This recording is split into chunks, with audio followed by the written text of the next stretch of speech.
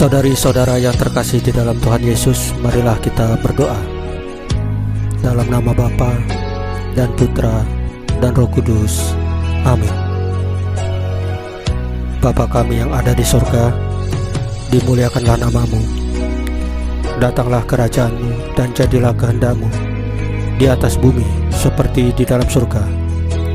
Berilah kami rezeki pada hari ini, dan ampunilah kesalahan kami seperti kami pun mengampuni yang bersalah kepada kami. Dan janganlah masukkan kami ke dalam pencobaan, tetapi bebaskanlah kami dari yang jahat.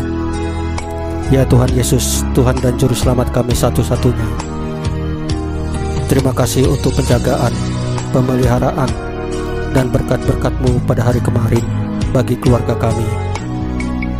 Terima kasih untuk nafas kehidupan dan hari yang indah hari ini. Berikanlah kerinduan yang besar kepada kami ya Tuhan Yesus, untuk menyambut sakramen Maha Kudus, yaitu Engkau sendiri, baik dalam misa online ataupun misa offline.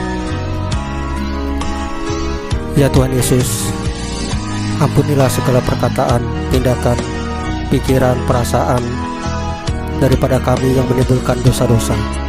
Ampunilah dengan kerahiman-Mu. Ya Roh Kudus, hadirlah saat ini untuk memimpin dan membimbing kami dalam membaca firman Tuhan Yesus, sehingga kami dapat mengerti maknanya dan dapat kami laksanakan dalam kehidupan kami sehari-hari di tengah masyarakat kami. Amin. Dalam nama Bapa dan Putra dan Roh Kudus. Amin. Tuhan bersamamu dan bersama rohmu. Inilah Injil suci Yesus Kristus menurut Markus pasal 2 ayat 18 sampai dengan 22, dengan perikop hal berpuasa, dimuliakanlah Tuhan. Pada suatu kali ketika murid-murid Yohanes dan orang-orang Farisi sedang berpuasa, datanglah orang-orang mengatakan kepada Yesus, "Mengapa murid-murid Yohanes dan murid-murid orang Farisi berpuasa, tetapi murid-murid-Mu tidak?" Jawab Yesus kepada mereka, "Dapatkah sahabat-sahabat mempelai laki-laki berpuasa, sedang mempelai itu bersama mereka? Selama mempelai itu bersama mereka, mereka tidak dapat berpuasa. Tetapi waktunya akan datang, mempelai itu diambil dari mereka, dan pada waktu itulah mereka akan berpuasa. Tidak seorang pun menambalkan secarik kain yang belum susut pada baju yang tua, karena jika demikian, kain penambal itu akan mencabiknya. Yang baru mencabik yang tua, lalu makin besarlah koyaknya. Demikian juga tidak seorang pun mengisikan anggur yang baru ke dalam kantong kulit yang tua, karena jika demikian, anggur itu akan mengoyakkan kantong itu, sehingga anggur itu dan kantongnya dua-duanya terbuang.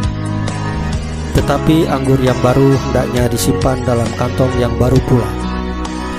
Demikianlah sabda Tuhan. Terpujilah Kristus. Saudari-saudara yang terkasih di dalam Tuhan Yesus, Tuhan Yesus melihat hati, bukan tampilan luar. Tuhan Yesus melihat isi, bukan bungkusan. Tuhan Yesus melihat yang hakikat dan akar, bukan hanya daun dan buah. Samuel berkata kepada Saul, "Sesungguhnya mengamalkan sabda lebih baik dari kurban sembelihan. Menuruti firman Tuhan lebih baik dari lemak domba jantan." Inti dan isi sejati dari persembahan dan kurban adalah menjalankan firman Tuhan, agar kita dekat dengan Dia, yaitu Tuhan Yesus.